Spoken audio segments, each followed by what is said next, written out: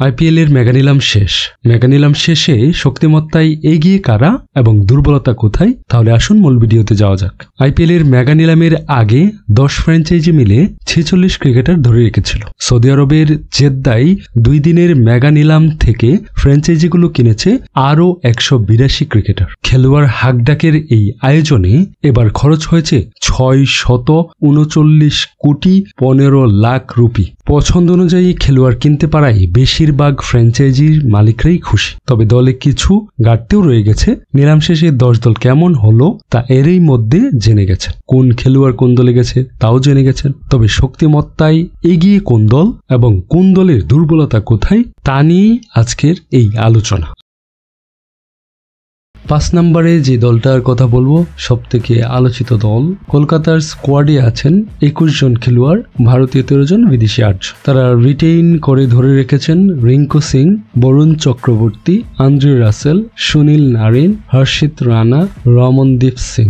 এছাড়াও তারা নিলাম থেকে যে খেলোয়াড়দেরকে নিয়েছেন আপনারা অলরেডি স্ক্রিনে দেখতে পাচ্ছেন। কলকাতার সব থেকে দামি খেলোয়াড় হচ্ছেন, যেটা নিয়ে সবাই অনেক আলোচনা সমালোচনারও সৃষ্টি হয়েছে, সে শুধু তার দলের সব থেকে দামি খেলোয়াড় না, সে আইপিএল এরও এবারের নিলামের তৃতীয় সর্বোচ্চ দামি খেলোয়াড়। 23 কোটি 75 লাখ রুপিতে কলকাতা ভেঙ্কটেশ আয়ারকে তাদের দলে নিয়েছে। যাই হোক, কলকাতার যদি শক্তিমত্তার দিক থেকে বলি তাহলে এক কথায় বলা যায় যে তাদের সব বিভাগেই পরীক্ষিত খেলোয়াড় আছে। প্রথমে যদি তাদের যে জিনিসটা সবার আগে বলতে হয় সেটা হচ্ছে অসাধারণ স্পিন আক্রমণ, যেটা তাদের শক্তির বিশাল একটা জায়গা। সুনীল নারায়ণ, বরুণ চক্রবর্তী, মায়াক মার্কান্ডে, এটা আপনাকে বলতেই হবে। তাদের ওয়ার্ল্ড ক্লাস স্পিনার আছে, এটা তাদের জন্য একটা বিশাল শক্তির জায়গা। এছাড়াও অলরাউন্ডারে টুইটম্বুর, কাকে ফেলে দেবেন? সুনীল নারায়ণ যেরকম বল করেন ওই রকম ব্যাটিং করেন। আন্দ্রে রাসেলের কথা আর কি বলবো, মঈন আলী, তাদেরকে নিয়ে তো আর নতুন করে বলার কিছু নেই। তো এটা হতে পারে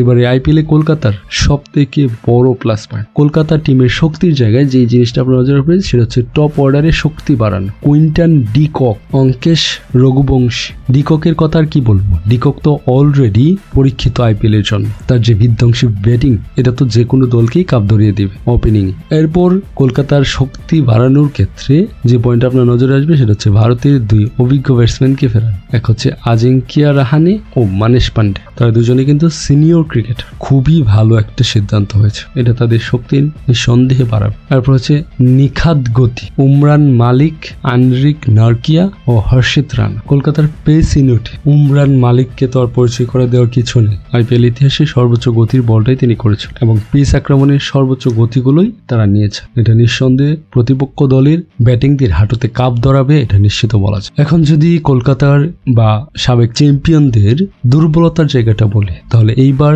তারা অনেকগুলো সিদ্ধান্তেই কনফিউজ ছিল, এই জিনিসটা দেখা যাচ্ছে। সেক্ষেত্রে অধিনায়ক কে হবেন সেটা নিয়ে আছে দ্বিধা। স্কোয়াডে এমন কেউ নেই যার আইপিএল এ অন্তত এক মৌসুম অধিনায়কত্ব করার অভিজ্ঞতা। এখন কি একটা বিপাকে আপনি চিন্তা করেন, কলকাতার মতো টিমের দায়িত্বটা কাকে দিবেন? এরপরে তো তাদের টিম ম্যানেজমেন্টের উপর একটা বিশাল চাপ আছেই, সেটা হচ্ছে তারা সাবেক চ্যাম্পিয়ন। আমার তো মনে হচ্ছে যে এইবার কলকাতা তাদের ক্যাপ্টেন্সির দায়িত্বটা দেশীয় কোনো খেলোয়াড়কে দিতে পারবে না। আর যদি তারা ওই চ্যালেঞ্জটা নিতে পারে যে না, আমরা দেশীয় খেলোয়াড়ের উপরেই নির্ভর করব এবং যাই হোক না হোক আমাদের দেশের ছেলে নেতৃত্ব দেবে, তাহলে দেশে যে কেউকেই দিয়ে দিতে পারে। তো এটা হচ্ছে কলকাতার বিশাল একটা দুর্বলতার জায়গা, আর এইটা এবার আইপিএল এ কলকাতাকে অনেকটাই ভোগাবে।